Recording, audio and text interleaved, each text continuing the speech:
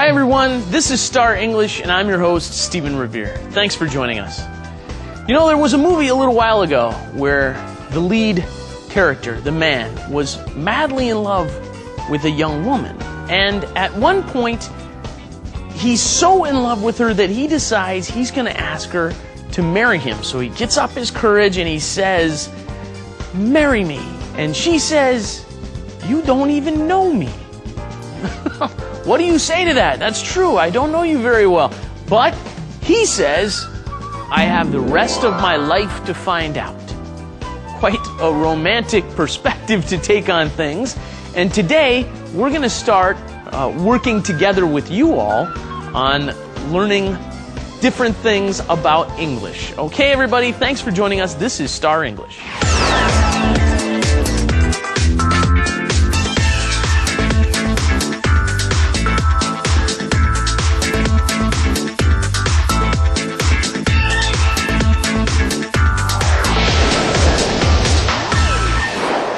Okay, ladies and gentlemen, now it's time for a little trivia. You're familiar with the word rhythm, right? A rhythm is a beat or a tone to the music, right?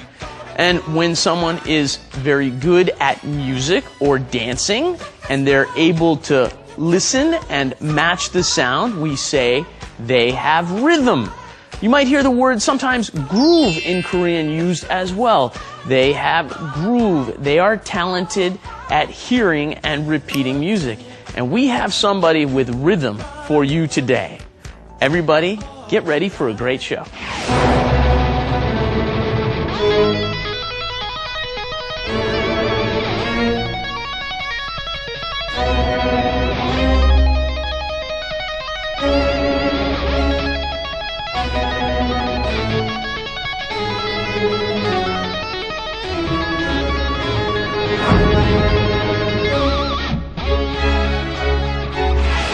Hello. Hey, how you doing? Good to see you again. Well, Say thank on. you for having me again. No, it's my pleasure, my pleasure. Growing up in the States, you must have had an English nickname. Do you go by an English nickname too, or did you just tell everybody to call me Sehwang? No.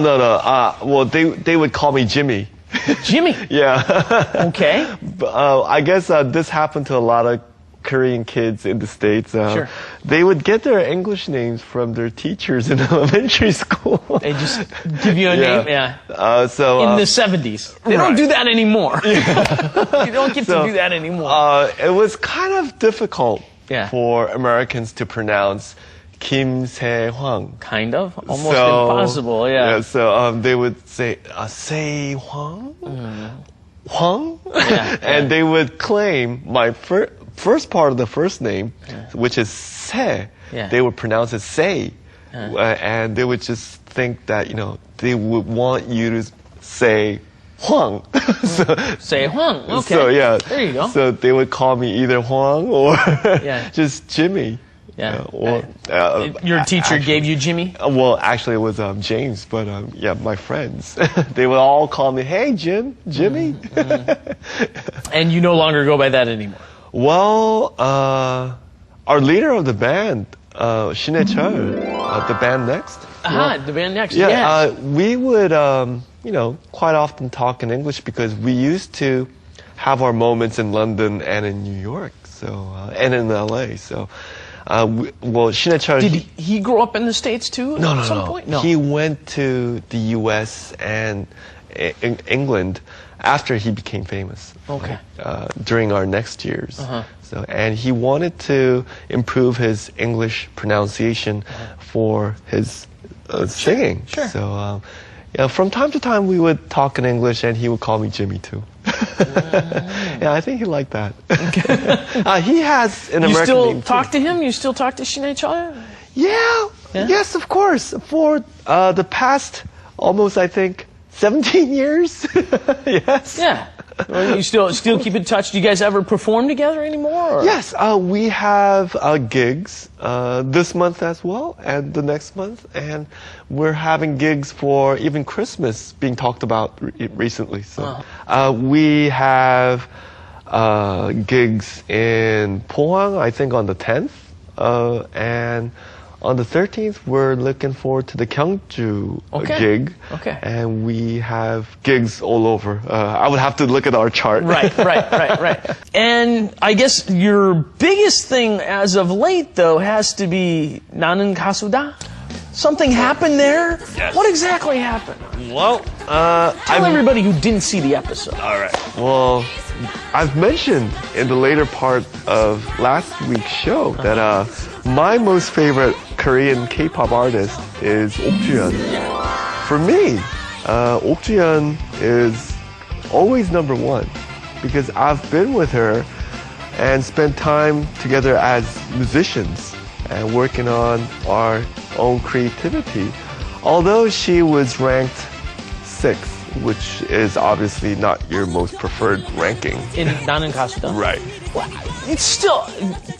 나는 가수다 is some of the best singers and musicians in Korea put together in a group. So if you're on the show, you can't lose. You've already succeeded by being on the show. Oh, but anyway. Well, that's what I think too, in many ways. And although critics, claim that the piece that we worked on together was really awesome, because believe me, after the show, I've met my share of, like press. Yeah. And we've had, I think, about 74 articles released in that week.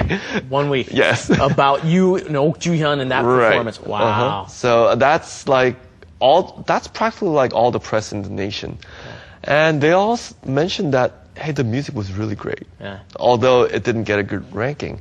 And they would mention that the ranking was obviously due to the anti-fans of hers, who was, kind of getting jealous in a way, I think, honestly. In the audience? Because it's ranked by the audience, isn't it? Right, it is. But in the Korean, market and majority, people, they have a saying in Korea. I'm a Korean person. I don't want to put our country down in any way. My dad's a diplomat. But still, hey, I'm here to talk about, honesty.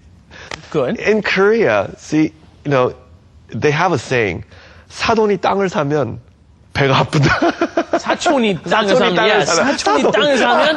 사돈. That's fine. Yeah. Everybody right. misspeaks. I misspeak in English too. Anyway. Thank you. So, see, for some reason, they can't see somebody become being that great. And I think, it's Koreans also don't like to see other people criticized a lot. Oh, right. So they always talk about the akpul and the bad replies and all this. Because you know what? That stuff happens in America too. Oh, does it? But everybody just goes, it's some crazy